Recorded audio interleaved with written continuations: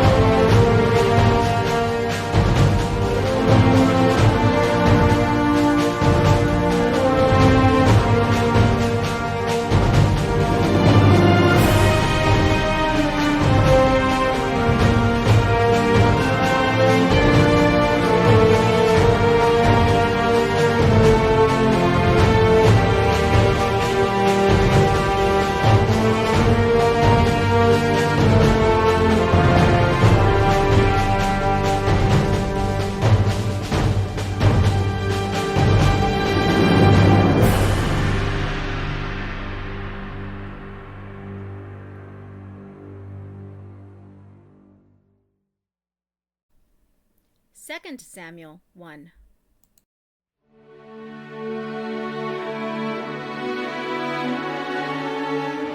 The book of 2 Samuel.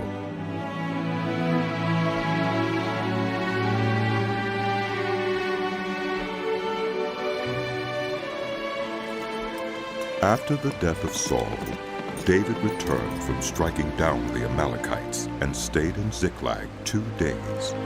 On the 3rd day, a man arrived from Saul's camp with his clothes torn and dust on his head. When he came to David, he fell to the ground to pay him honor. "Where have you come from?" David asked him. He answered, "I have escaped from the Israelite camp." "What happened?" David asked. "Tell me." "The men fled from the battle. He replied. Many of them fell and died, and Saul and his son Jonathan are dead." Then David said to the young man who brought him the report, "How do you know that Saul and his son Jonathan are dead?" "I happened to be on Mount Gilboa, the young man said. and there was Saul leaning on his spear with the chariots and their drivers in hot pursuit. When he turned around and saw me, he called out to me, and I said, 'What can I do?' He asked me, 'Who are you?' "An Amalekite," I answered. Then he said to me, "Stand here by me and kill me." I'm in the throes of death, but I'm still alive. So I stood beside him and killed him, because I knew that after he had fallen, he could not survive. And I took the crown that was on his head and the band on his arm and have brought them here to my Lord. Then David and all the men with him took hold of their clothes and tore them. They mourned and wept and fasted till evening for Saul and his son Jonathan, and for the army of the Lord and the house of Israel, because they had fallen by the sword. David said to the young man who brought him the report, Where are you from? I am the son of a foreigner, an Amalekite. He answered. David asked him, Why weren't you afraid to lift your hand to destroy the Lord's anointed? Then David called one of his men and said, Go strike him down! So he struck him down, and he died. For David had said to him, Your blood be on your own head. Your own mouth testified against you when you said, I killed the Lord's anointed. David took up this lament concerning Saul and his son Jonathan, and he ordered that the people of Judah be taught this lament of the bow. It is written in the book of Jasher. A gazelle lies slain on your heights, Israel. How the mighty have fallen. Tell it not in Gath, proclaim it not in the streets of Ashkelon, lest the daughters of the Philistines be glad, lest the daughters of the uncircumcised rejoice. Mountains of Gilboa, may you have neither dew nor rain, may no showers fall on your terraced fields. For there the shield of the mighty was despised, the shield of Saul, no longer rubbed with oil. From the blood of the slain, from the flesh of the mighty, the bow of Jonathan did not turn back. The sword of Saul did not return unsatisfied. Saul and Jonathan, in life they were loved and admired, and in death they were not parted. They were swifter than eagles, they were stronger than lions. Daughters of Israel, weep for Saul, who clothed you in scarlet and finery, who adorned your garments with ornaments of gold. How the mighty have fallen in battle. Jonathan lies slain on your heights. I grieve for you, Jonathan, my brother. You were very dear to me. Your love for me was wonderful, more wonderful than that of women. How the mighty have fallen. The weapons of war have perished. Psalm 18, for the director of music, of David, the servant of the Lord. He sang to the Lord the words of this song when the Lord delivered him from the hand of all his enemies and from the hand of Saul. He said, I love you, Lord, my strength. The Lord is my rock, my fortress, and my deliverer.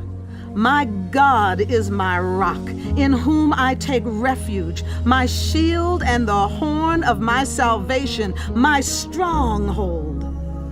I call to the Lord, who is worthy of praise, and I have been saved from my enemies. The cords of death entangled me. The torrents of destruction overwhelmed me. The cords of the grave coiled around me. The snares of death confronted me. In my distress, I called to the Lord. I cried to my God for help. From his temple, he heard my voice. My cry came before him, into his ears. The earth trembled and quaked, and the foundations of the mountains shook. They trembled because he was angry. Smoke rose from his nostrils. Consuming fire came from his mouth. Burning coals blazed out of it. He parted the heavens and came down. Dark clouds were under his feet. He mounted the cherubim and flew. He soared on the wings of the wind. He made darkness his covering, his canopy around him, the dark rain clouds of the sky. Out of the brightness of his presence, clouds advanced with hailstones and bolts of lightning. The Lord thundered from heaven. The voice of the Most High resounded. He shot his arrows and scattered the enemy. With great bolts of lightning he routed them. The valleys of the sea were exposed, and the foundations of the earth laid bare at your rebuke, Lord, at the blast of breath from your nostrils. He reached down from on high and took hold of me. He drew me out of deep waters. He rescued me from my powerful enemy, from my foes who were too strong for me. They confronted me in the day of my disaster, but the Lord was my support. He brought me out into a spacious place. He rescued me because he delighted in me. The Lord has dealt with me according to my righteousness. According to the cleanness of my hands, he has rewarded me. For I have kept the ways of the Lord. I am not guilty of turning from my God. All his laws are before me. I have not turned away from his decrees. I have been blameless before him and have kept myself from sin. The Lord has rewarded me according to my righteousness, according to the cleanness of my hands in his sight. To the faithful, you show yourself faithful. To the blameless, you show yourself blameless. To the pure, you show yourself pure. But to the devious, you show yourself shrewd. You save the humble, but bring low those whose eyes are haughty. You, Lord, keep my lamp burning. My God turns my darkness into light. With your help, I can advance against a troop. With my God, I can scale a wall. As for God, his way is perfect. The Lord's word is flawless. He shields all who take refuge in him. For who is God besides the Lord?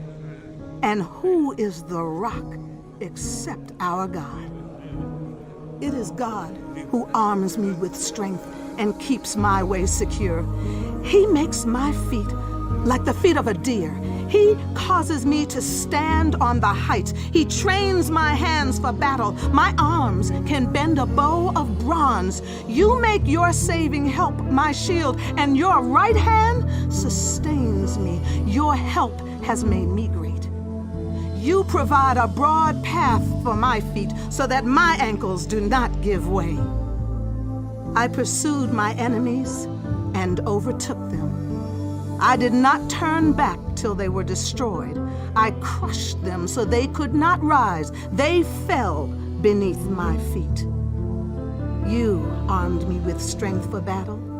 You humbled my adversaries before me. You made my enemies turn their backs in flight, and I destroyed my foes. They cried for help, but there was no one to save them. To the Lord, but he did not answer. I beat them as fine as wind-blown dust. I trampled them like mud in the streets. You have delivered me from the attacks of the people. You have made me the head of nations. People I did not know now serve me. Foreigners cower before me. As soon as they hear of me, they obey me. They all lose heart. They come trembling from their strongholds. The Lord lives. Praise be to my rock.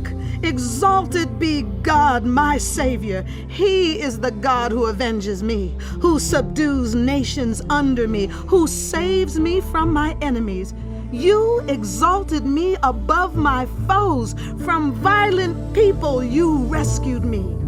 Therefore, I will praise you, Lord, among the nations. I will sing the praises of your name.